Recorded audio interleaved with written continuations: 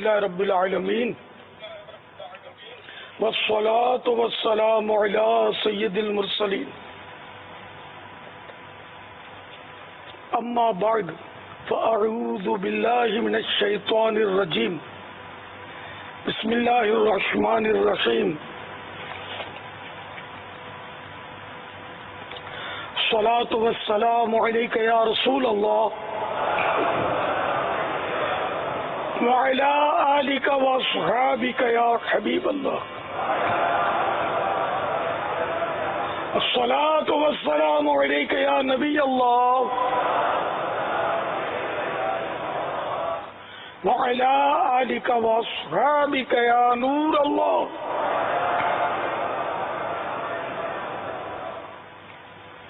مکتبۃ المدینہ کے رسالے ضیاء درود السلام کے صفحہ نمبر 6 سے ایک فرمان مصطفیٰ صلی اللہ تعالی علیہ وآلہ وسلم پیش کرتا ہوں. اے لوگو، بے شک بروز قیامت اس کی دہشتوں یعنی گھبراہٹوں اور حساب کتاب سے جلد نجات پانے والا شخص وہ ہوگا جس نے تم میں سے مجھ پر دنیا کے اندر بکثرت درود پاک پڑھے ہوں گے. صلو علی الحبیب صلی اللہ تعالی علی محمد. شعبان المعظم کی ایک خصوصیت یہ بھی ہے کہ یہ ماہ درود و سلام ہے. اس میں درود و سلام پڑھنا زیادہ مطلب یعنی کہ مناسب ہے، کیونکہ ایک قول کے مطابق آیت درود و سلام جو شاید سبھی کو یاد ہو، سنتے رہتے ہیں، ان اللہ و ملائکتہ یصلون علی النبی یا ایھا الذین آمنوا صلوا علیہ وسلموا تسلیما. صلی اللہ علی النبی الأمی وآلہ صلی اللہ علیہ وسلم صلاۃ و سلاما علیک یا سیدی یا سیدی یا سیدی یا مکی یا مدنی یا عربی یا قرشی یا ہاشمی یا مطلبی یا رسول اللہ. تو یہ جو آیت قرآنی میں نے پڑھی، تو یہ آیت درود و سلام یہ ایک قول کے مطابق ماہ شعبان المعظم میں نازل ہوئی تھی. تو اس لیے شعبان میں درود شریف پڑھنا زیادہ اہم ہے کہ اس ماہ مبارک میں شعبان المعظم میں درودوں کی زیادہ کثرت کریں. صلو علی الحبیب صلی اللہ تعالی علی محمد. ماشاءاللہ آج ہمارے ساتھ کوہاٹ کے کثیر تعداد میں پٹھان اسلامی بھائی بھی اوبی وین کے ذریعے شریک ہیں. بخیر راغل ہے.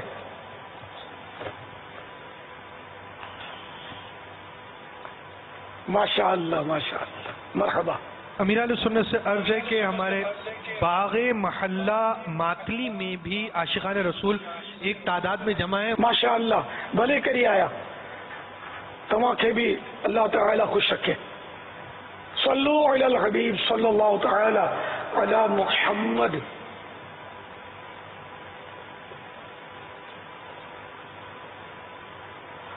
الحمدللہ حسب معمول مدنی مذاکرہ جاری ہے.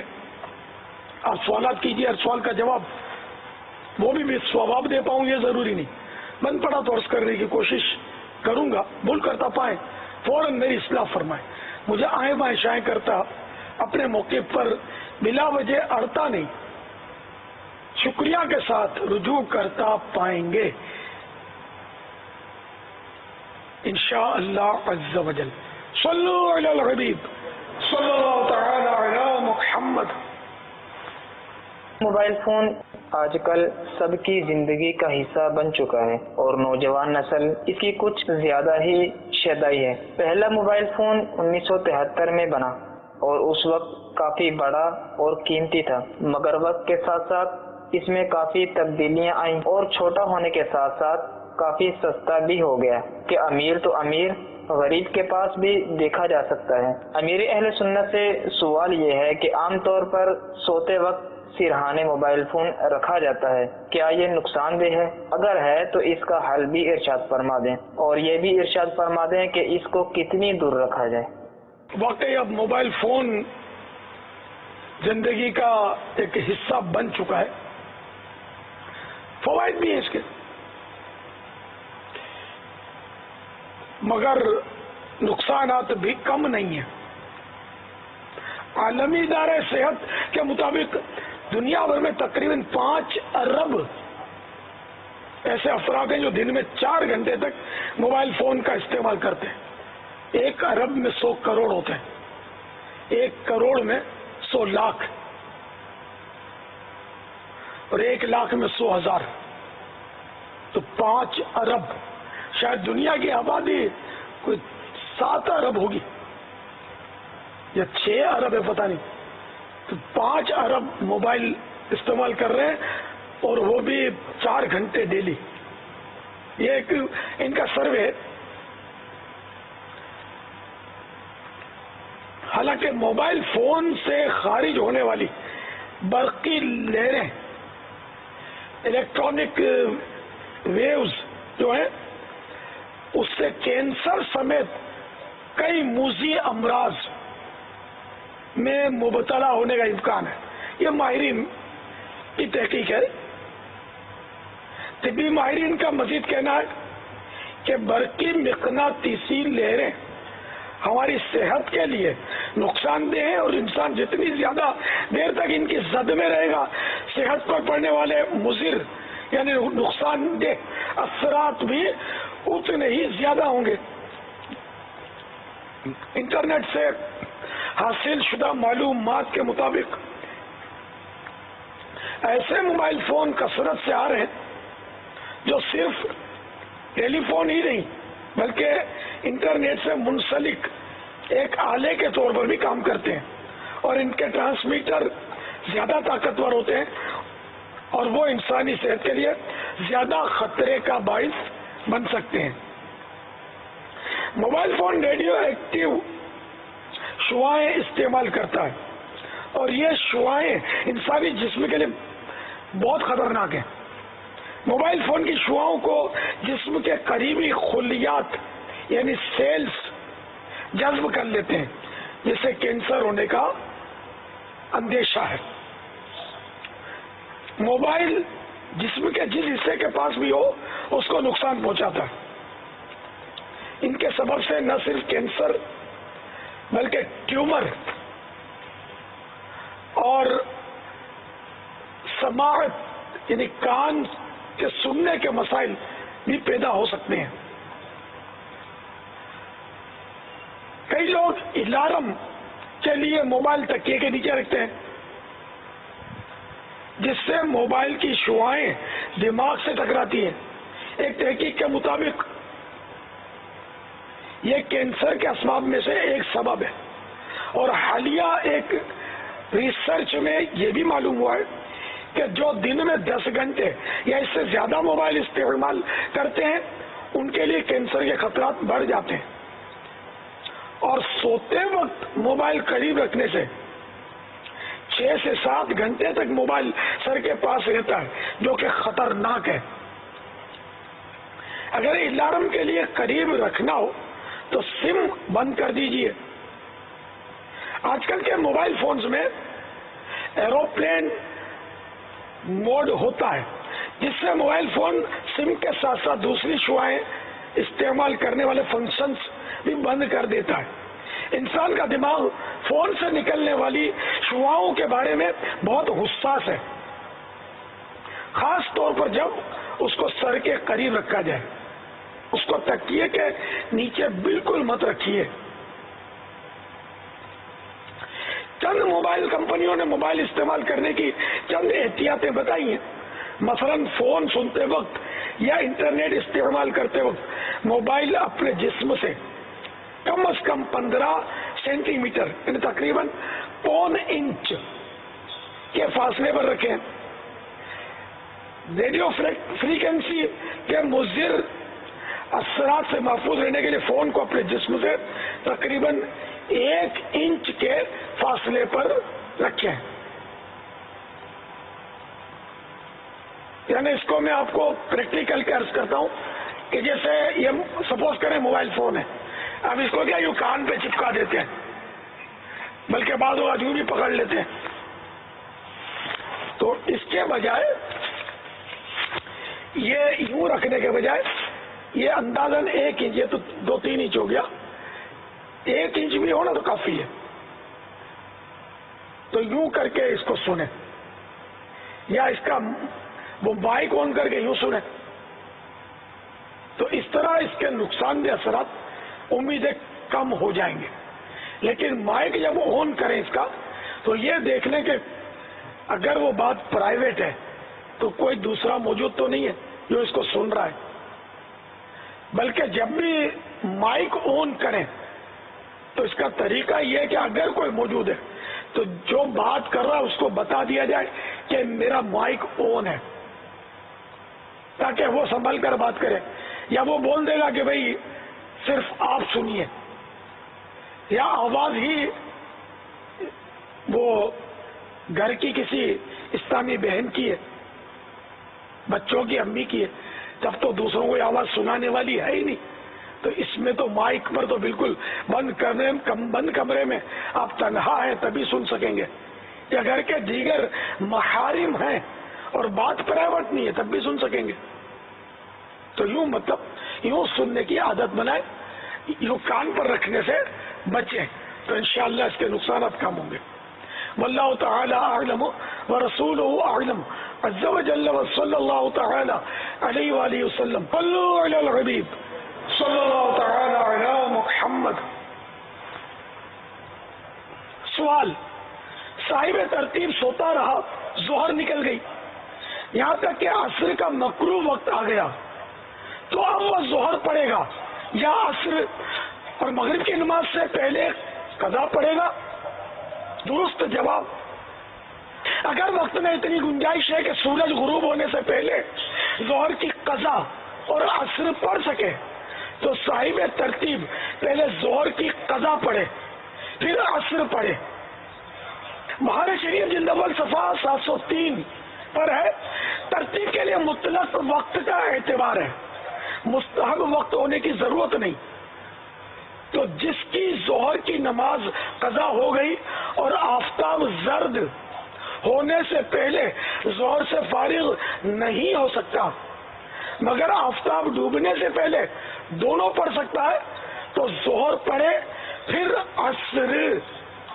واللہ تعالی اعلم ورسولہ اعلم عز وجل وصلی اللہ تعالی علیہ وآلہ وسلم. امیر اہل سنت سے عرض ہے، یہ صاحب ترتیب کسے کہتے ہیں اور اس کی قضا کی نماز کا کیا مسئلہ ہوگا؟ یہ کچھ ارشاد فرمائیں. صاحب ترتیب جس کی 6 سے کم نمازیں قضا ہوں وہ صاحب ترتیب ہے. اب مثال کے طور پر کسی کی فجر قضا ہو گئی اور اب اس پر صرف فجر ہی قضا ہے اور کوئی نماز قضا ہے ہی نہیں، اور ظہر کا وقت آ گیا، تو اب ظہر پڑھنے سے پہلے، ظہر کے فرض پڑھنے سے پہلے اس پر لازم ہے کہ یہ فجر قضا کر لے پھر ظہر پڑھے. ہاں اگر ظہر میں بھی اتنی تاخیر ہو گئی کہ اگر فجر پڑھتا ہے تو ظہر قضا ہوئے جاتے ہیں، تو اس صورت میں پہلے ظہر پڑھے پھر فجر قضا کرے. واللہ تعالی اعلم ورسولہ اعلم عز وجل وصلی اللہ تعالی علیہ وآلہ وسلم. صلوا علی الحبیب صلی اللہ تعالی علی محمد. نحمدہ ونصلی ونسلم علی رسول النبی الکریم. 1437 سن ہجری کے رجب المرجب کی 27ویں شب میں نے مدنی مذاکرے میں عیسائی بہنوں کے سجدے کے تعلق سے غلط مسئلہ، غلط فہمی کی وجہ سے بتا دیا کہ ان کو بھی 10 انگلیاں پاؤں کی مردوں کی طرح سجدے میں لگانی ہے. میں اس سے رجوع کرتا ہوں اور اصل مسئلہ عرض کرتا ہوں. نماز کے احکام مکتبۃ المدینہ کی کتاب ہے، اس کے صفحہ نمبر 21 پر رد المحتار اور عالمگیری کے حوالے سے لکھا ہے کہ اسلامی بہنیں، عورتیں سجدہ سمٹ کر کریں، یعنی بازو کروٹوں سے، پیٹ ران سے، ران پنڈلیوں سے اور پنڈلیاں زمین سے ملا دیں. سجدے اور قعدے یعنی التحیات دونوں میں پاؤں سیدھی طرف نکال دیں قاعدے میں الٹی سرین پر بیٹھے اور سیدھا ہاتھ سیدھی ران کے بیچ میں اور الٹا ہاتھ الٹی ران کے بیچ میں رکھیں. صلو علی الحبیب صلی اللہ تعالی علی محمد صلی اللہ تعالی علی محمد. یہ بھی چلاتے رہیے تاکہ جتنے لوگ بڑی رات کو تھے ان تک اللہ کرے پہنچ جائے. کہ ناظرین تو پتہ نہیں کہاں سے وہ سن رہے ہوں گے، اللہ کرے گا تو پہنچ جائے گا، اللہ پہنچانے والا ہے.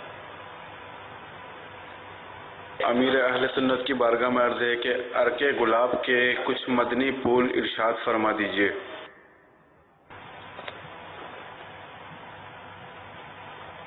عرق گلاب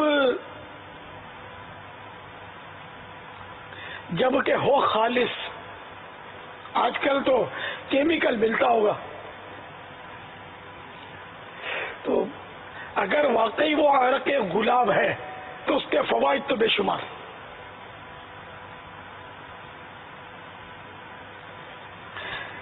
عرق گلاب جو ہے آنکھوں کی جلن، خراش، آشوب چشم، آنکھوں کا دکھنا، نیز آلودگی، گرمی اور لو کی وجہ سے آنکھوں کے سرخ ہونے اور پانی بہنے میں مفید ہے. مزید یہ کہ دل و دماغ اور معدے کو تقویت دیتا ہے. درد معدہ، امعاء یعنی آنت کا درد، تلی، جگر اور پیٹ کے مروڑ کو دور کرتا ہے. ہیسے یعنی کالرا ایک بیماری ہے جس میں لوز موشن ہوتے ہیں، اس کا یہ عرق گلاب اس میں بھی مفید ہے. قبض دور کرتا ہے. دل اور سر کے امراض اور بواسیر کے لیے بھی یہ فائدہ مند ہے. عرق گلاب میں پانی ملا کر پینے سے پیاس بجھتی ہے. پانی میں بھی عرق گلاب ڈالا جا سکتا ہے. عرق گلاب پیا بھی جا سکتا ہے. ہو خالص، ہو سکتا ہے کہ یہ خالص مل ہی جاتا ہوگا، مہنگا ملتا ہوگا. اب یہ عام طور پہ اتنی بڑی بڑی بوتلیں جو 10-20 روپے میں مل جاتی ہیں، اس میں اب عرق گلاب کیا پانی بھی شاید اچھا نہیں ہوگا. واللہ تعالی اعلم ورسولہ اعلم عز وجل وصلی اللہ تعالی علیہ وآلہ وسلم. صلو علی الحبیب صلی اللہ تعالی علی محمد.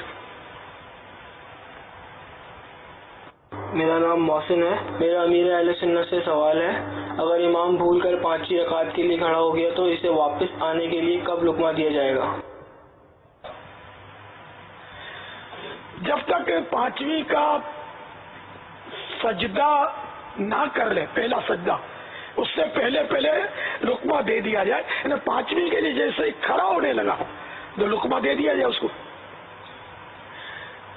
واللہ تعالی اعلم ورسولہ اعلم عز وجل وصلی اللہ تعالی علیہ وآلہ وسلم. صلو علی الحبیب صلی اللہ تعالی علی محمد. میرا امیر اہل سنت سے یہ سوال ہے کہ جس مسجد میں تاخیر سے جمعہ ادا کیا جاتا ہے تو اس مسجد کے نمازیوں کو کس مسجد کی اذان اول سے نماز کے لیے صحیح کرنا واجب ہے؟ پہلی اذان جمعے کی سن کر صحیح کرنا واجب ہے. اب اس میں ہے کچھ مطلب کلام ہے. اب مفتی سعید صاحب فرما دیجئے. مائک. یہ بڑی رات کو، شب معراج کی رات کو آپ نے تو یہ ارشاد فرمایا تھا کہ جس مسجد میں نماز پڑھنی ہے اس کی اذان اول کا اعتبار ہے.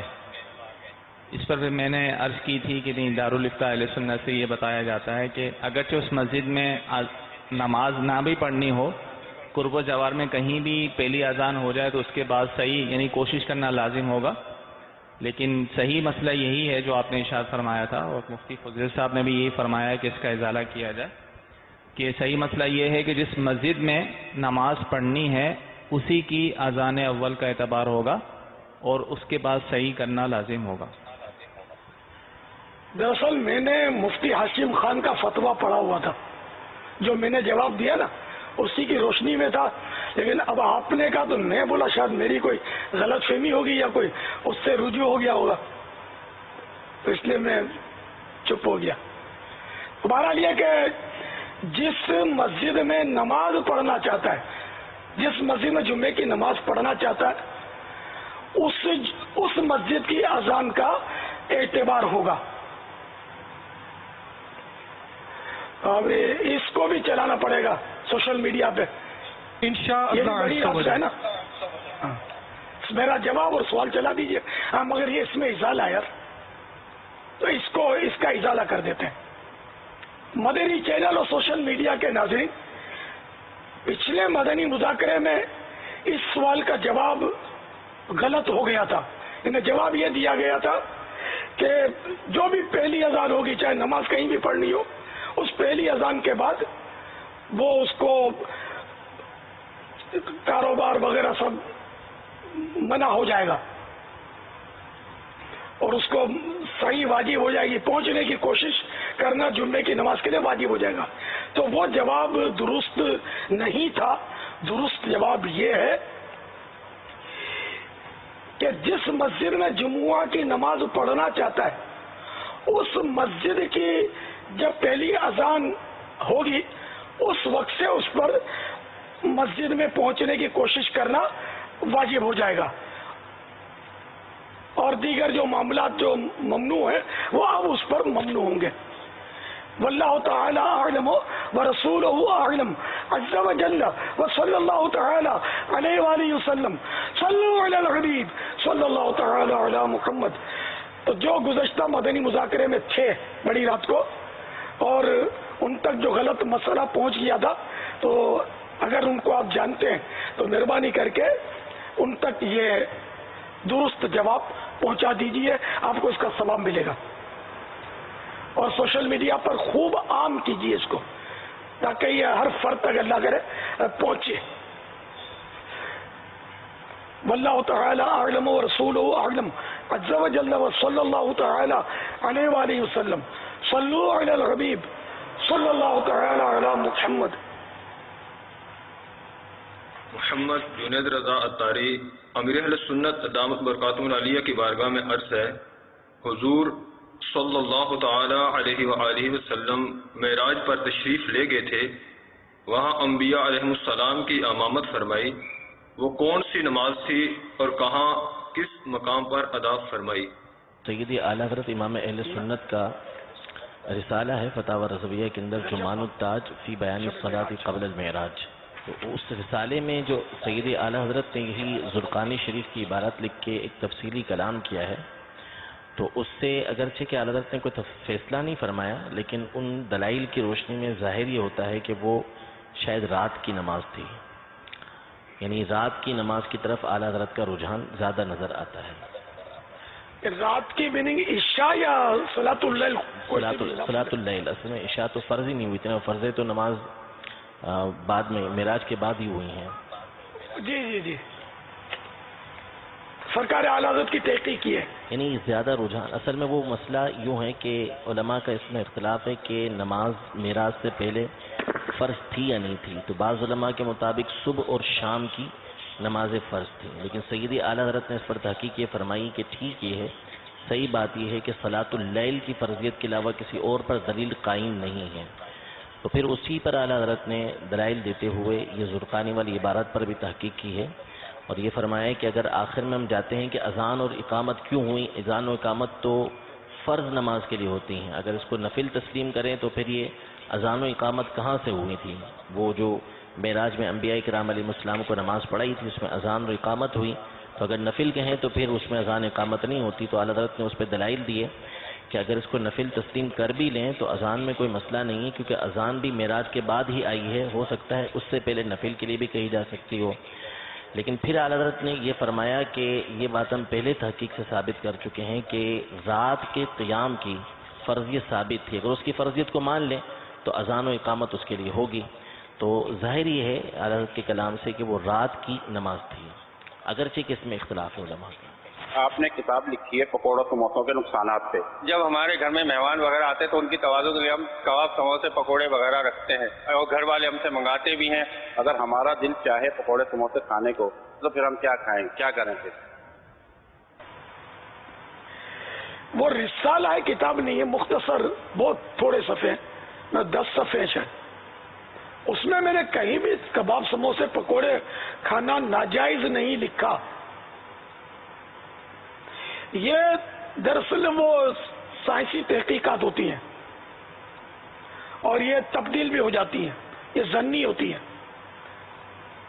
لیکن اس کے نقصانات کا تو صحیح بات ہے کہ جو عقل مند ہوگا اس کو تجربہ بھی ہوگا. اچھا, تجربہ کرنا چاہتے ہیں تو میں یہ کیسے کہوں کہ تجربہ کر لے.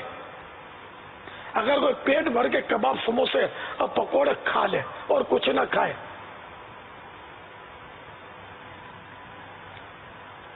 پھر بتا دینا میرے کو کیا ہوا تھا. حالانکہ وہ روٹی سالن پیٹ بھر کے کھاتے ہیں تو کچھ نہیں ہوتا, اور یہ پکوڑے پیٹ بھر کے کھا لیے تو کچھ ہو گیا. اس کا مطلب کچھ تو ہے نا.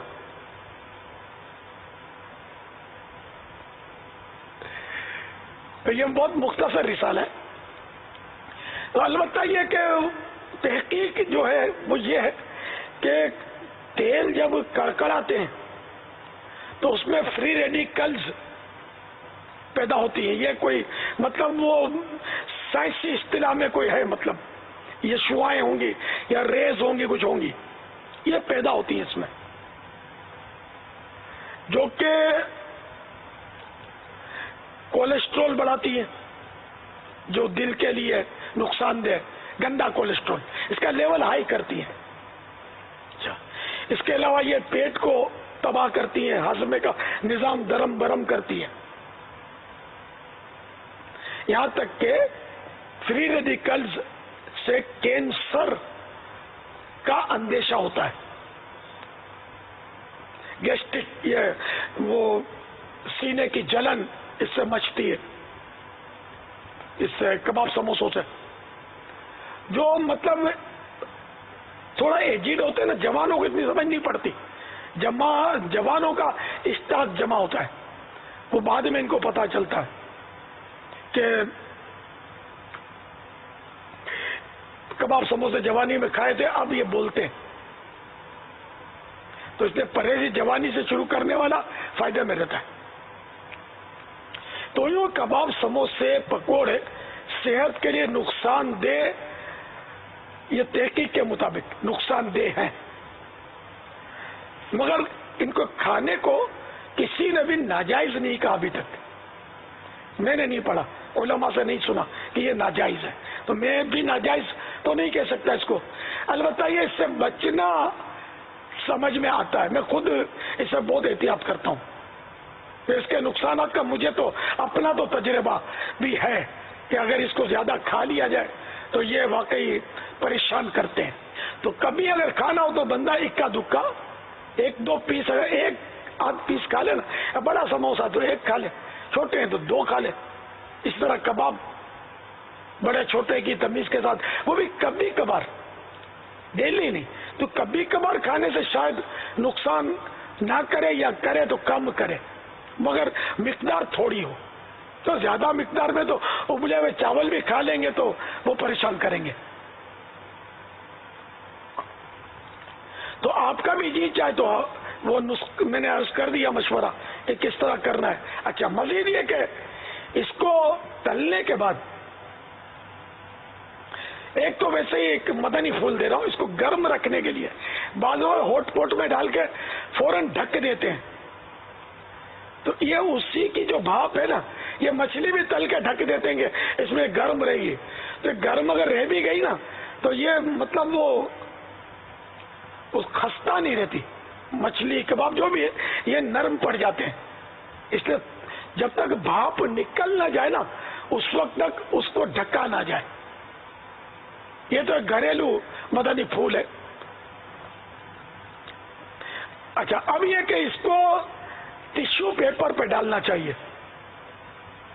ٹیشو پیپر پر ڈالیں اور ہر پیس کو جب کھانے لگے مثلا ہر پیس کو ٹشو پیپر سے آپ تھوڑا یوں ترکیب سے وہ تیل اس کا جذب کر لیں ٹشو پیپر میں.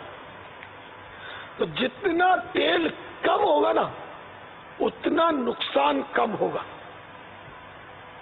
اب وہ تیل سے تر بتر آپ کھائیں گے تو نقصان زیادہ ہوگا. یہ ایک مدنی پھول ہے. واللہ تعالی اعلم ورسولہ اعلم عز وجل وصلی اللہ تعالی علیہ وآلہ وسلم. صلوا علی الحبیب صلی اللہ تعالی علی محمد.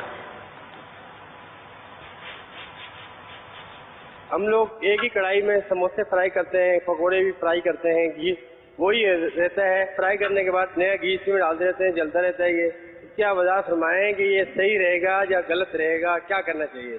اللہ طبی اصول کے مطابق تو خیر یہ غلط طریقہ ہے, مگر اب وہ طبی اصول تو اتنا وہ ٹف ہے کہ اس پر عمل کرے گا کون, تو سمجھ میں نہیں آتا. طبی اصول تو یہ بیان کیا ہے میں نے جو پڑھا ہے کہ ایک بار تل لیا نا, جب ایک بار تیل استعمال ہو گیا, بھلے 2-3 اس میں کر لیے, پھر اب یہ ایک بار کا استعمال شدہ تیل دوبارہ کام نہیں آتا. یہ اس کو یہ ڈسپوزل ہے, یہ پھینکنے کا ہے. اب اتنا دل کیسے کرے گا؟ اور میں شرعن بھی اس میں مطلب مطمئن نہیں ہوں پھینکنے میں کہ اتنی بڑی رقم کا تیل یوں کر کے پھینک دیا جائے. اچھا پھر اگر آپ گٹر میں ڈالو گے تو گٹر بھر جائے گا. تیل کبھی گٹر میں نہیں ڈالنا, گٹر بھرنے کا خطرہ ہے. تو خیر وہ اس کا طریقہ یہ ہے کہ جو تیل بچ گیا اب دوبارہ استعمال کرنا ہے, جیسے دوسرے دن اس کو استعمال کرنا ہے, تو اس کو چھان لیا جائے. یعنی رکھتے وقت تیل اب فارغ ہو گیا, اس کو چھان لے, اور چھان لینے کے بعد اس کو فریج میں رکھ لیں, اور اب نکال کے جب استعمال کریں گے تو اس کا نقصان کم ہوگا. یہ بھی طبی مدنی پھول ہے.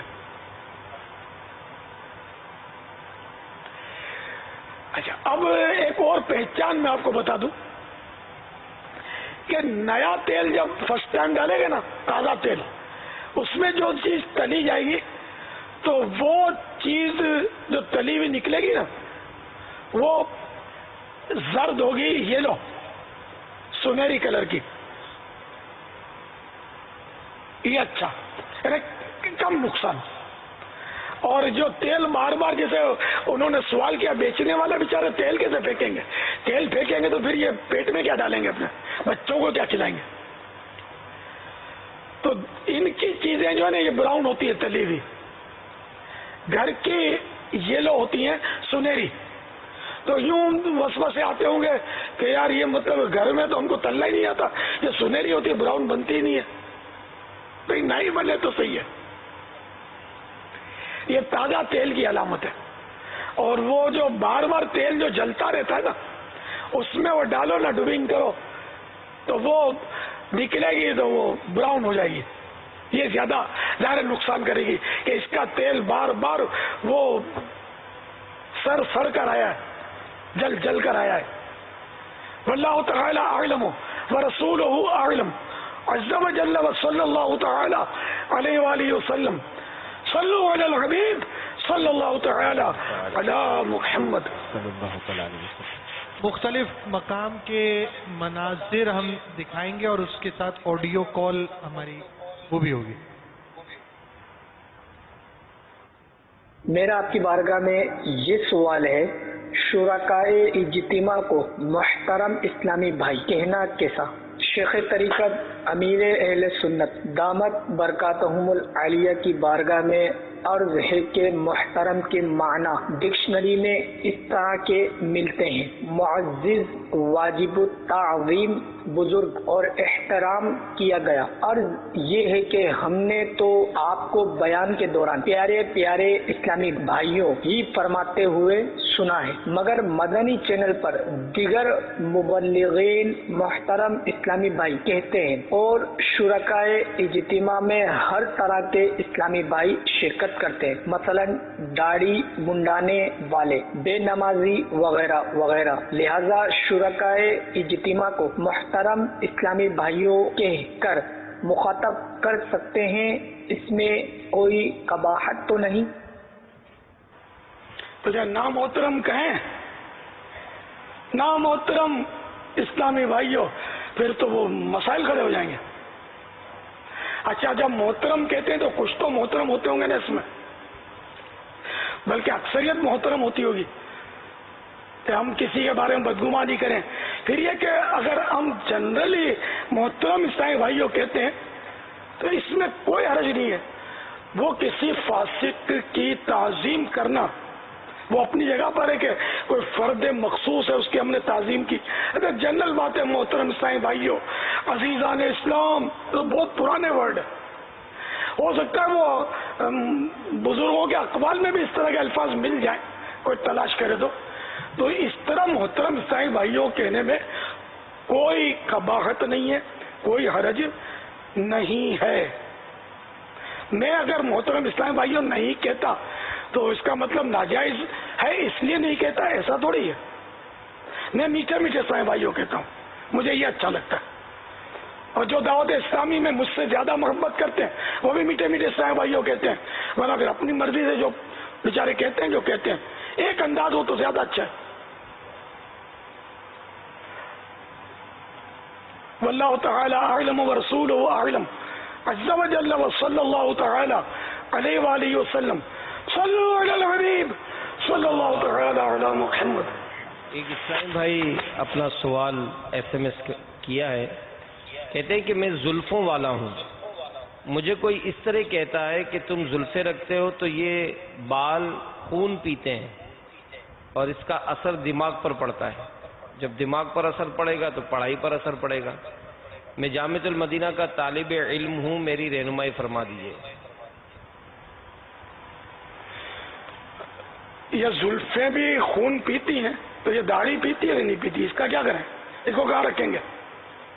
پھر یہ جو روئیں بنے ہوئے ہیں یہ لوگ پیتے گے نہیں؟ تو مچھر بھی خون پیتے ہیں، کھٹمل بھی پیتے ہیں۔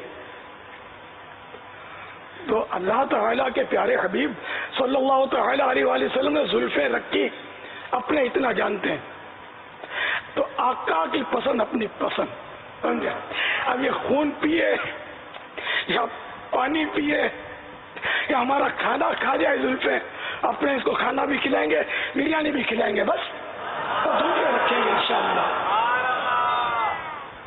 ان کا دیوانہ امام اور زلفوں ریش میں، ان کا دیوانہ امام اور زلفوں ریش میں، باتیں کو تو صحیح لگتا ہے کتنا شاندار، باتیں کو تو صحیح لگتا ہے کتنا شاندار۔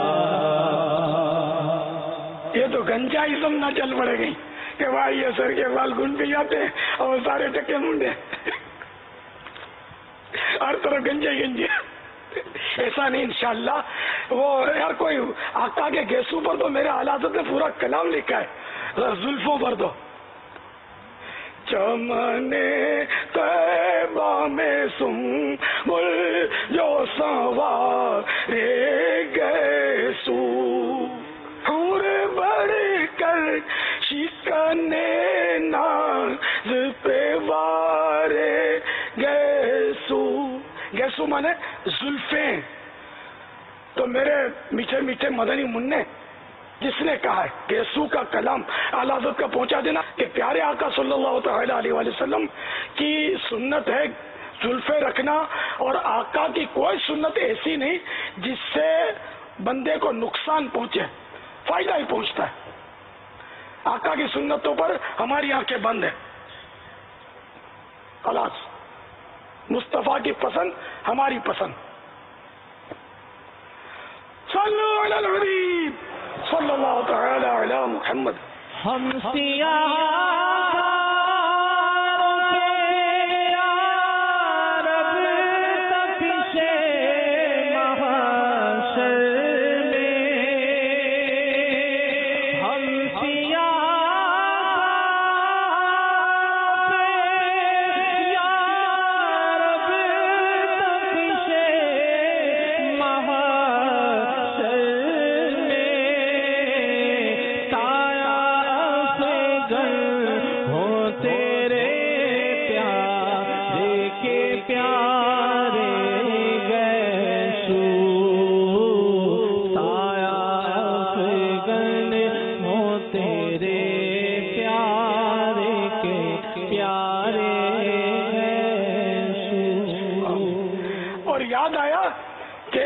بہنیں تو مردوں کے مقابلے میں کمزور ہوتی ہیں اور ان پر تو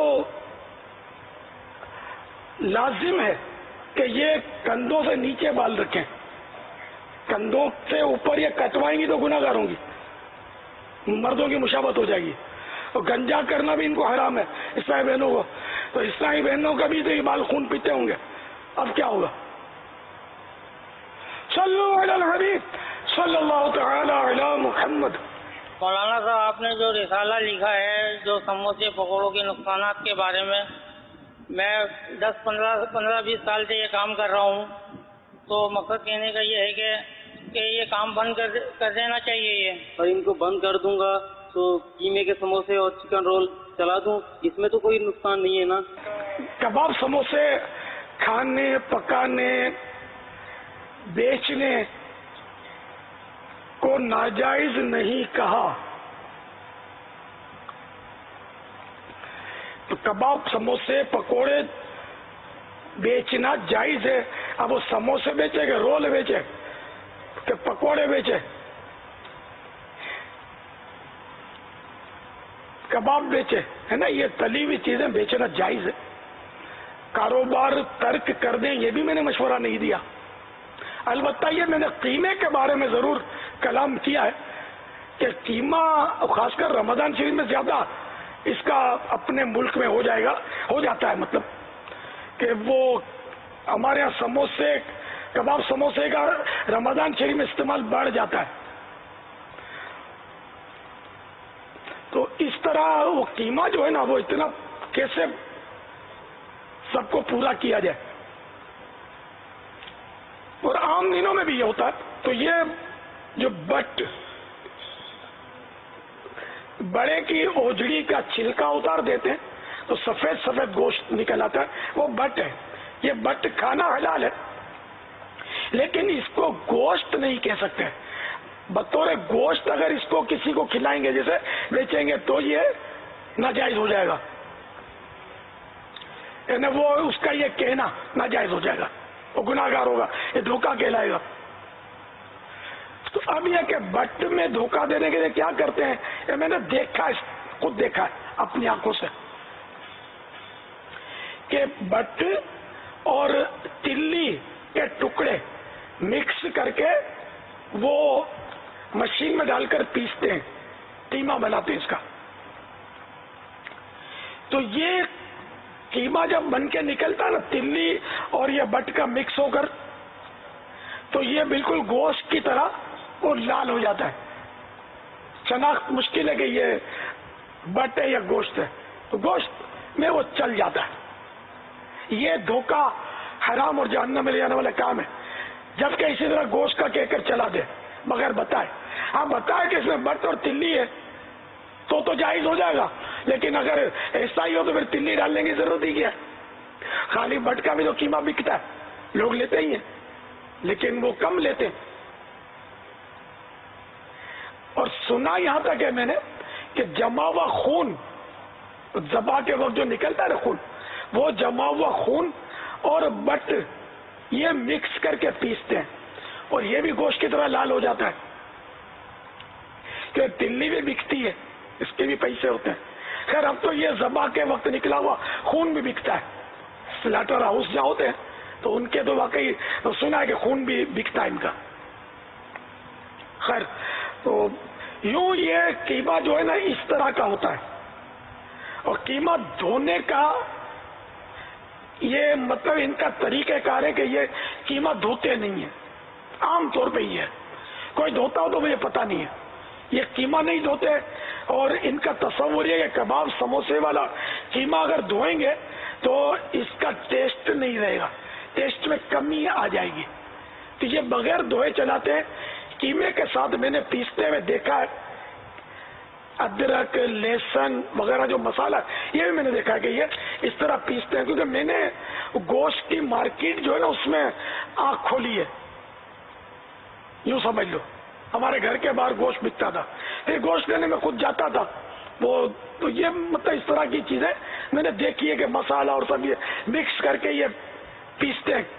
اب ظاہر ہے کہ یہ جب پیسیں گے اس طرح مسالہ، یہ دھوئیں گے تو مسالہ تو دھل جائے گا. تو یہ ممکن نہیں ہے کہ اس کو یہ دھوئیں گے. پتہ نہیں اور دھو ڈالا تو الگ بات ہے.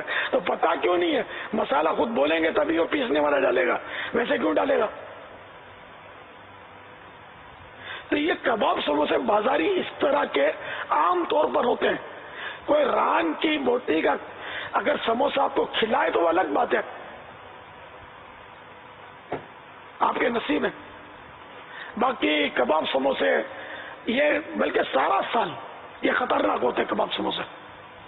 یہ اسی طرح کے یا بہت بڑا جانور کیوں بکرے کا قیمہ تو ملنے سے رہا.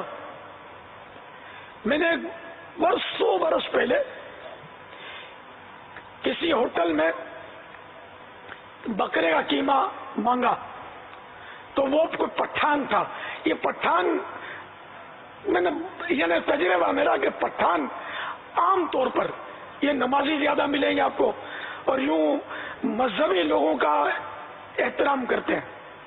تو اس نے مجھے بتایا مولانا صاحب کہ لیکن میں ایسے بول رہا ہوں بتا پورے الفاظ تو یاد ہے مولانا صاحب آپ سے کیا جھوٹ بول رہا تھا.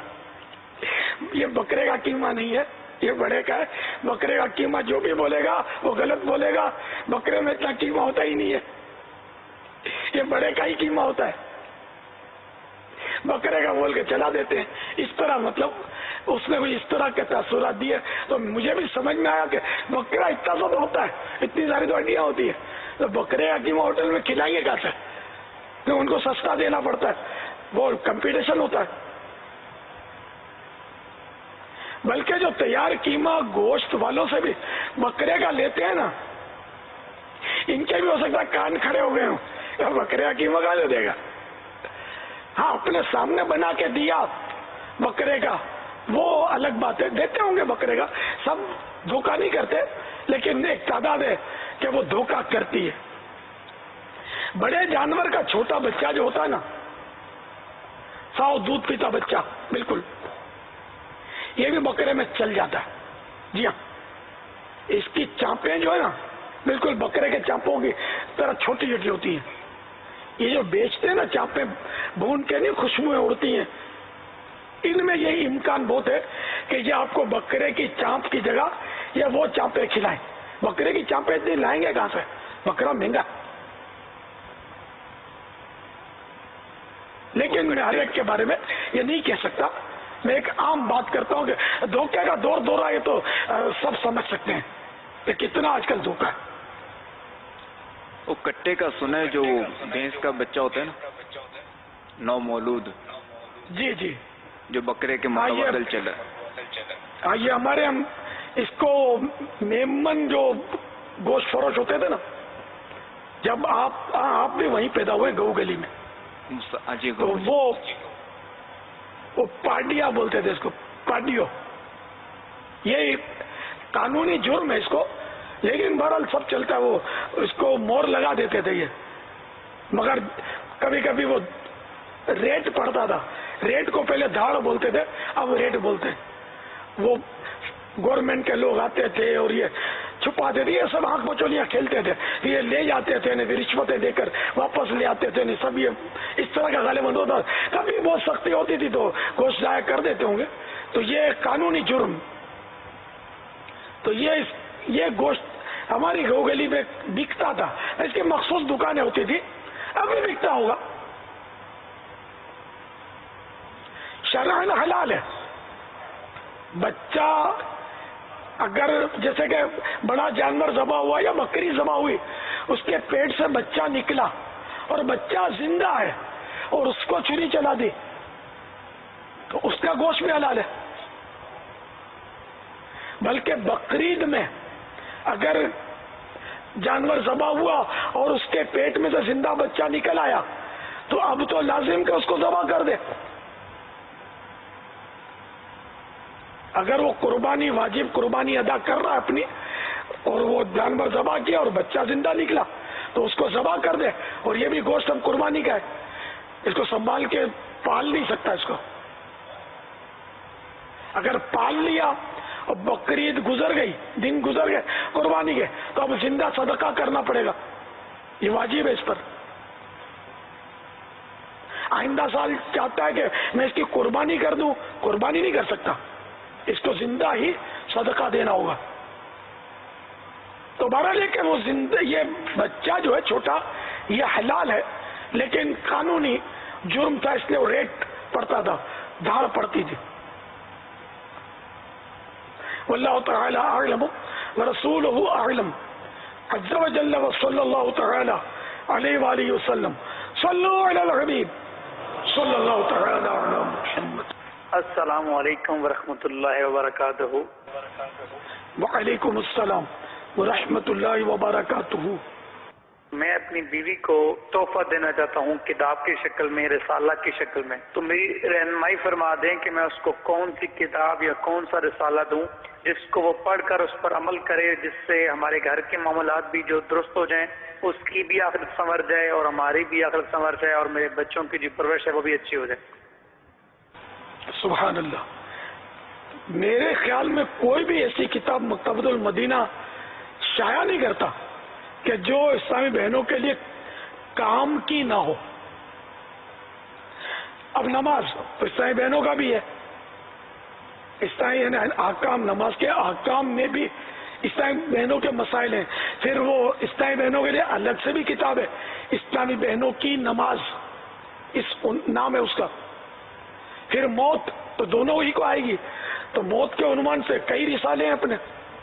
تو یوں میرا مشورہ ہے کہ کم از کم یہ کہ جتنے رسالے مکتبۃ المدینہ شائع کرتا ہے نا, وہ چھوٹے چھوٹے بیانات کے, اور یہ تو اسلامی بہنوں کے لیے مفید ہیں. مردے کے صدمے, مثلا مردے کی بے بسی, قبر کی پہلی رات وغیرہ وغیرہ رسالے ایسے ہیں کہ اگر آپ چاہتے ہیں کہ نمازی بنے وہ, تو اس کو یہ دیے جائیں. پردے کا ذہن اگر نہیں بنتا تو زخمی سانپ وہ بھی چھوٹا سا رسالہ ہے, وہ پیش کیا جائے. اور تفصیلی مسائل کے لیے پردے کے بارے میں سوال جواب.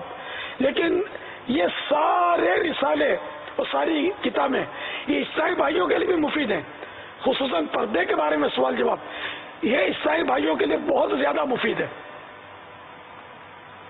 عیسائی بہنوں کے لیے تو ہے ہی ہے. اس طرح فضائل سنت یہ دونوں کے لیے مفید ہے.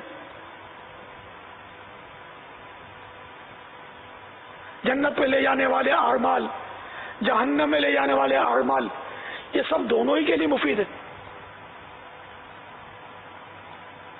واللہ تعالی اعلم ورسولہ اعلم عز وجل وصلی اللہ تعالی علیہ وآلہ وسلم. صلو علی الحبیب صلی اللہ تعالی علی محمد. جب نماز قضا ہو جاتی ہے, وہ کسی بھی نماز کے ساتھ قضا نماز پڑھ سکتا ہے بندہ؟ نماز قضا ہو جاتی ہے تو اب وہ صاحب ترتیب کا مسئلہ تو گزرا. اس کے علاوہ جو ہے تو اس کے لیے پھر وہ شرط نہیں ہوتی کہ جیسے کسی پر زیادہ نمازیں قضا ہیں, 6 یا اس سے زیادہ قضا ہیں, تو وہ اب صاحب ترتیب نہ رہا، اب اس کی فجر جیسے آج کی قضا ہو گئی اور اب ظہر کا وقت آ گیا، تو وہ اگر چاہے تو ابھی ظہر پڑھ لے پہلے، تو اس کے لیے اس کی ظہر ہو جائے گی، لیکن فجر بھی قضا کرنی ہے اور پچھلی نماز بھی قضا کرنی ہے۔ چاہے تو پہلے فجر قضا کر لے پھر ظہر پڑھ لے وقت کے اندر، دونوں طرح سے وہ کر سکے گا، لیکن یہ کہ قضا کی توبہ ضروری ہے اور قضا کو کرنا ضروری ہے، نماز وہ پڑھنی ہے، یہ ذہن میں رہے، خالی توبہ کافی نہیں ہے۔ جیسے آپ کسی کا قرضہ لے کے بیٹھ جائیں اور اس کو سوری سوری کرتے رہیں، پاؤں پکڑتے رہیں، ہاتھ جوڑتے رہیں، معافیاں مانگتے رہیں، تو وہ قرضہ ظاہر ہے کہ معاف تو نہیں ہوگا جب تک وہ معاف نہیں کرے گا بندہ، قرضہ ادا کرنا پڑے گا۔ تو نماز میں جو تاخیر ہوئی قضا ہو گئی، اس کی توبہ کرے اور قضا بھی کرے، اور جتنا جلدی ہو سکے اتنا جلدی کرنا ہے، دیر سے نہیں۔ واللہ تعالی اعلم ورسولہ اعلم عز وجل وصلی اللہ تعالی علیہ وآلہ وسلم۔ البتہ یہ کہ جیسے سورج طلوع ہونے کے 20 منٹ، سورج ڈوبنے سے پہلے 20 منٹ، اور سورج جب سر پہ آ جاتا ہے نصف النہار شرعی سے لے کر ظہر کا وقت شروع ہونے تک، یہ 3 اوقات مکروہ، ان میں قضا نماز نہیں پڑھے گا، صاحب ترتیب تو پڑھے گا جس کا ابھی مسئلہ گزرا تھا، لیکن یہ کہ وہ دوسروں کے لیے کہ وہ ان اوقات کے علاوہ، ہاں جیسے وہ عصر کے بعد کوئی نماز نہیں پڑھ سکتے نفل وغیرہ، لیکن اگر کسی پر قضا ہے تو عصر کے فرض پڑھنے کے بعد وہ قضا پڑھ سکتا ہے۔ یہ مفتی صاحب اس پر ذرا توجہ فرمائے جو میں نے عرض کیا۔ آپ نے یہ ارشاد فرمایا کہ ان 3 اوقات مکروہہ میں قضا نماز جائز نہیں ہے، تو صاحب ترتیب کے لیے بھی یہی حکم ہے کہ وہ بھی ان 3 اوقات مکروہہ میں قضا نماز نہیں پڑھ سکتا۔ وہ صورت خاص تھی کہ اب وہ جو ہے وہ مسئلہ یہ تھا کہ عصر کی نماز اس نے نہیں پڑھی، ظہر کی نماز نہیں پڑھی، سوتا رہا اور مکروہ وقت شروع ہو گیا، تو اب اس کے لیے حکم ہی یہی ہے کہ پہلے وہ ظہر پڑھے پھر عصر پڑھے، کیونکہ اگر وہ پہلے عصر پڑھے گا تو اس کی عصر نماز نہیں ہوگی، تو وہ صورت تھی، ورنہ مطلقاً ان 3 اوقات مکروہہ میں کوئی بھی نماز پڑھنا جائز نہیں۔ اب مثال کے طور پر کسی کی دن کی 4 نمازیں، اچھا پھر تو عشاء میں تو اوقات مکروہ، اس ٹائپ کا مکروہ وقت ہے نہیں نا جی، مکروہ تحریمی جو ہوتا ہے، اور وہ ہاں وہ عصر میں اور فجر میں تو خیر وقت مکروہ ہی نہیں ہے، وہ تو وقت ہی ختم ہو جاتا ہے، صرف یہ وقت مکروہ اس ٹائپ کا اس میں آیا عصر میں، اور وہ نصف النہار میں بھی کوئی نماز کا وقت تو نہیں ہے اگرچہ وہ مکروہ وقت ہے۔ جی جی جی جزاک اللہ خیرہ۔ اور یہ عصر کے بعد جو میں نے عرض کیا کہ فرض نمازوں کی قضا کر سکتا ہے، یہ تو درست کہا نا میں نے؟ جی یہ درست فرمایا، آخری 20 منٹ میں نہیں پڑے گا، اور عصر کے بعد بھی جو فرض قضا اگر کر رہا ہے تو تنہائی میں کرے تاکہ لوگ اس کی قضا پر مطلع نہ ہوں۔ یہ تو ہر قضا کے لیے کہ لوگوں پر اطلاع نہ ہو جب تک اجتماعی قضا نہ ہوئی ہو، کہ جتنا ہو سکے ایسا انداز اختیار کرے کہ کسی کو پتہ نہ چلے کہ آپ قضا کر رہے ہیں یا قضا عمری پڑھ رہے ہیں، یہاں تک کہ وطر بھی اگر سب کے سامنے قضا کرنے کی نوبت آ جائے، ہے نا، مسجد میں جیسے قضا کر رہا ہے، تو اس میں بھی لکھا ہے کہ تکبیر قنوت کے لیے ہاتھ نہ اٹھائے، کہ لوگوں کو پتہ چل جائے گا کہ یہ اس کی وطر قضا ہو گئی ہے، تو بغیر ہاتھ اٹھائے تکبیر کہے۔ اور بعض لوگ تو اگر زبانی بھی کہہ دیتے ہوں گے کہ یار میری قضا پڑھی ہے، میں اشراق نہیں پڑھوں گا، میں چاشت نہیں پڑھوں گا آپ کے ساتھ، قضا عمری میری باقی ہے، تو بلا اجازت شرعی اپنی نماز قضا ہونے کا دوسروں پر اظہار یہ گناہ ہے، گناہ کا اظہار بھی گناہ ہے، یہ ذہن میں رکھ لیجئے۔ بعض لوگ یہ کہ اس میں بہت جری ہوتے ہیں،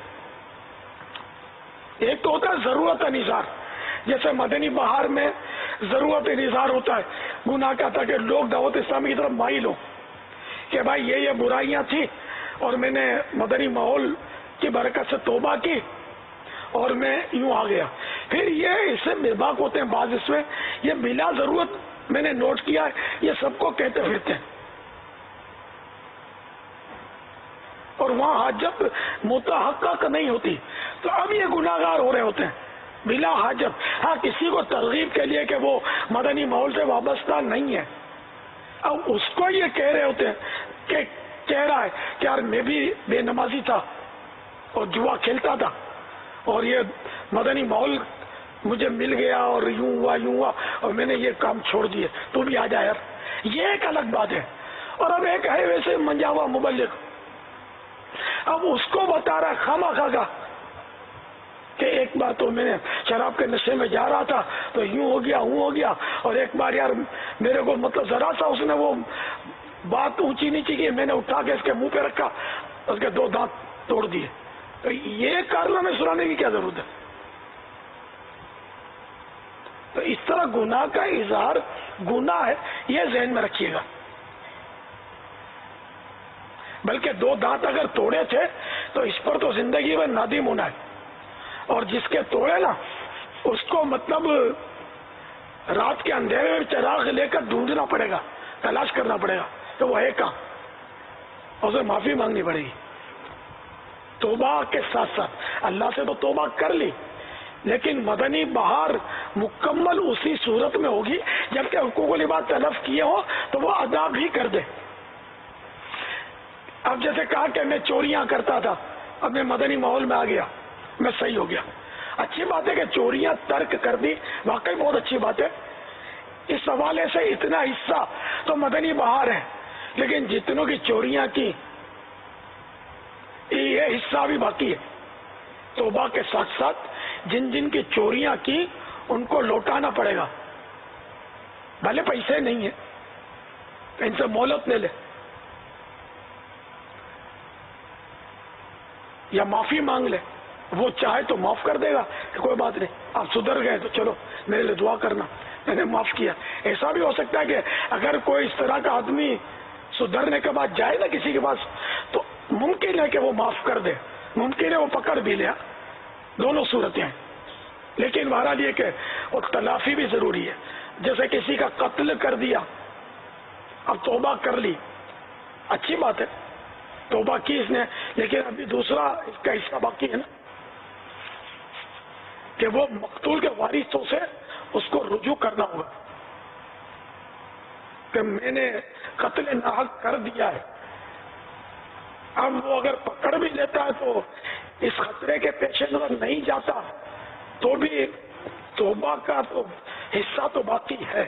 کوئی حکمت عملی کسی سورس کے ذریعے، کوئی فون کے ذریعے، کسی اور حوالے سے اس نے ضرور رجوع کرے کہ میں قاتل ہوں، میری ہمت نہیں ہو رہی کہ میں تمہارے سامنے آؤں، لیکن ادھر ادھر مت بھاگو، اور جس کو پکڑا ہے وہ بھی غلط ہے، اس کو چھڑا دو، اصل قاتل میں ہوں اور میں چاہتا ہوں کہ آپ مجھے معاف کر دیں سارے پروس صاحب مل کر، وغیرہ وغیرہ. اگر وہ قصاص لینے پر راضی ہوتے ہیں یا قصاص کے بغیر راضی وہ نہیں ہوتے تو وہ پیش تو کرنا پڑے گا، یا اس کو مطلب یہ کہ اگر وہ پیسے مانگتے ہیں، اس کے جو بھی قانون ہے شرعی قانون کے اعتبار سے جو ترکیب ہو تو اس کی بھی ان کو تو وارثوں کو تو حق ہے نا. تو یہ جب بھی توبہ پوری ہوگی، اب اس میں بہت سو یوں ہوگا یار یہ تو بڑی مایوسی والی بات ہے. یہ مایوسی والی بات نہیں ہے، یہ امید افزا بات ہے، جنت میں لے جانے والی بات ہے. خالی خوش فہمی میں رہیں ہم کہ یہ قتل ناحق توبہ سے معاف ہو جائے گا، تو یہ قتل ناحق توبہ سے معاف نہیں ہوگا. توبہ کی حصہ ضرور ہے اس کا، اللہ سے توبہ کی یہ بھی حصہ ہے اس کا، لیکن قتل ناحق میں 3 حق ہوتے ہیں. ایک تو اللہ کا حق، حق اللہ، دوسرا بندے کا حق، کہ جس بندے کو قتل کیا اب اس کا حق تو باقی ہی رہے گا، وہ قیامت کے دن ہی فیصلہ ہوگا. اللہ تعالیٰ کرم فرمانے والا ہے، وہ اس دونوں میں صلح کروا دے تو اس کی رحمت سے امید رکھی جا سکتی ہے. جبکہ دو حق تو یہ ادا کر سکتا ہے، اللہ کا حق توبہ کے ذریعے، ورثہ کا حق تیسرا، ایک حق اللہ کہ اللہ نے منع فرمایا ہے قتل ناحق کا تو کر دیا تم نے، اللہ کا حق تلف کیا. بندے کا حق کہ تو نے بیچارے کو ناحق قتل کر دیا. تیسرا ورثہ کا حق جو وارث ہے اس کے، چاہے وہ 2 ہیں 10 ہیں 5 ہیں 1 ہے، تو ان سب کا بھی حق ہے اس میں. تو اس طرح مطلب یہ کہ ورثہ سے بھی ترکیب بنانی ہوگی اس کو. تو جب جا کر یہ مدنی بہار تمام یعنی پکی ہوگی اور بندہ جو ہے وہ گناہ سے آزاد ہوگا. صلو علی الحبیب صلی اللہ تعالی علی محمد. آئیے آپ کو کچھ دکھاتے ہیں. میں فجر کی نماز پڑھ کے تھوڑی دیر کے لیے سویا. یہ میں آپ کو بات بتا رہا ہوں 2004 یا 2005 تو ہم اس طرح زمین پہ بیٹھے ہوئے تھے تو پلین کے اندر مجھے خواب میں آیا تو باپا آئے اور باپا نے چہرے پہ ہاتھ کرا. سبحان اللہ. اور پھر میں نے داڑھی کی نیت کی. خواب میں بابا آنے کے شیخ بندی سے میں کہتا تھا بابا کی بارگاہ میں جاتے ہیں اگر ہاتھ پھر گیا تو پھر پھل دیں گے، مگر پھر خواب میں آ گئے. سبحان اللہ مشکل دیا آپ کے گھر میں آ گیا.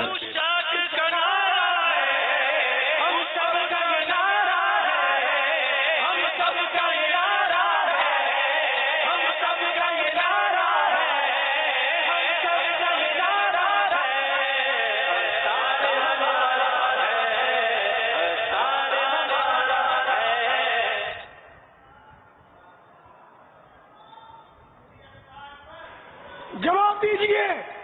سبحان اللہ.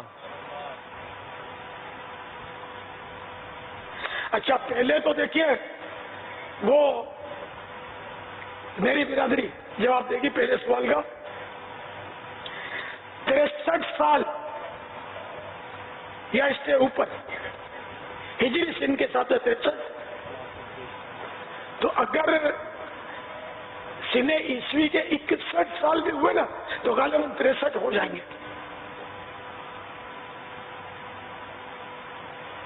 کتاب میں دیکھ کر یا کسی سے پوچھ کر یا کسی ذریعے سے معلوم کر کے جواب دے گا تو غلط. اپنے ذہن سے دینا انشاءاللہ عز و جل. 15 کم 2700 روپے کا مدنی چیک ملے گا جو کہ مکتبۃ المدینہ سے کتابوں کی صورت میں کیش ہوگا. کتابیں جو کچھ وہاں سے لینا چاہیں. چلو بزرگوں بچپن سے سنتے ہوں گے وہ سرور کشور رسالت جو عرش پر جلوہ گر ہوئے تھے. اس قصیدہ معراجیہ میں اشعار کتنے ہیں، ان کی تعداد بتائیے. جواب جو ہے وہ بڑی عمر کے اسلام بھائی تو نہیں دے پا رہے ہیں. کوئی اور؟ دیکھتا مٹے تھے نماز اقصا میں تھا یہی صرف ایام. چلے 40 سال سے اوپر کے کوئی اسلام بھائی؟ جو سلطنت آگے کر گئے تھے تبارک اللہ شان تیری تجھی کو زیبا ہے بے نیازی.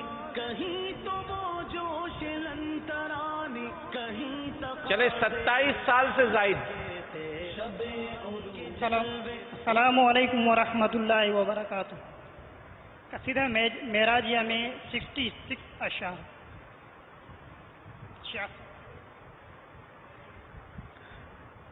جی کوئی اور؟ 27 سال سے زیادہ.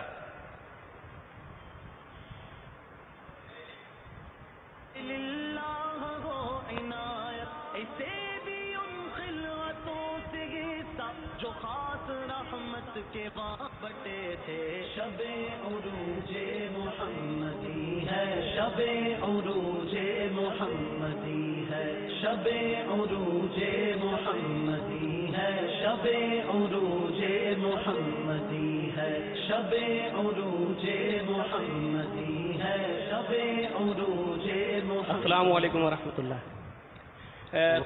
وعلیکم السلام ورحمۃ اللہ وبرکاتہ. قصیدہ معراج محمد اشرف نیو کراچی سے. قصیدہ معراج میں 67 اشعار ہیں. جواب درست ہے. میرے پاس بھی میسج میں ایک رکن شورا نے یہ جواب دے دیا تھا, ان کا کیا کرے؟ قصیدہ معراج میں 67 اشعار سرکار اعلیٰ حضرت رحمۃ اللہ تعالی علیہ نے قلم بند فرمائے. ماشاء اللہ. آج مکتبۃ المدینہ کے بستوں پر 3 کتابیں آپ کو ملیں گی. اسلام کے بنیادی عقیدے, یہ جو 9 مسلم ہوتے ہیں ان کے لیے المدینہ العلمیہ مجلس تراجم نے ایک کتاب تحریر فرمائی تھی, ویلکم ٹو اسلام. تو اس کا اردو میں ترجمہ شائع ہو چکا ہے, اسلام کے بنیادی عقیدے. یہ کتاب جو ہے 36 روپیہ ہدیے پر مکتبۃ المدینہ سے طلب کی جا سکتی ہے. سرمایہ آخرت یہ 60 روپیہ ہدیہ پر مکتبۃ المدینہ پر دستیاب ہے. بہت پیاری کتاب ہے. 125 سبق آموز حکایات اور واقعات پر مشتمل گلدستہ ہے. آقا کا پیارا کون 16 حکایات پر مشتمل بڑی پیارا رسالہ ہے. 15 روپے ہدیہ پر یہ بھی مکتبۃ المدینہ سے ہدیتاً طلب کیا جا سکتا ہے.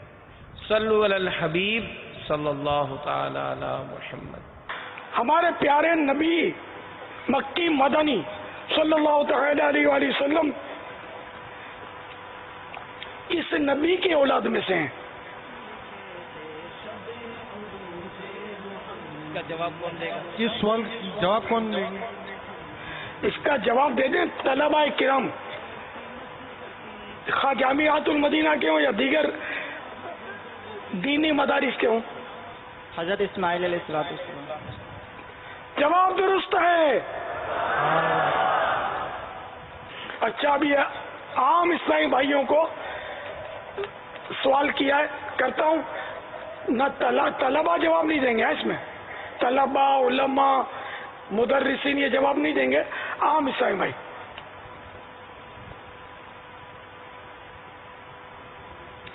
ہمارے پیارے نبی صلی اللہ تعالی علیہ وآلہ وسلم کا تعلق عرب کے کس خاندان سے تھا؟ کہ ملتے ملتے یہ داغ سب دیکھتا مٹے تھے, نماز اقصا میں تھا یہی سر. السلام علیکم ورحمۃ اللہ وبرکاتہ. باپا جانی. وعلیکم السلام ورحمۃ اللہ وبرکاتہ. میں کیماڑی سے آیا ہوں باپا جانی. نام محمد فضیل اتاری. جواب قریش خاندان سے تھا. جواب درست ہے. صلو علی الحبیب صلی اللہ تعالی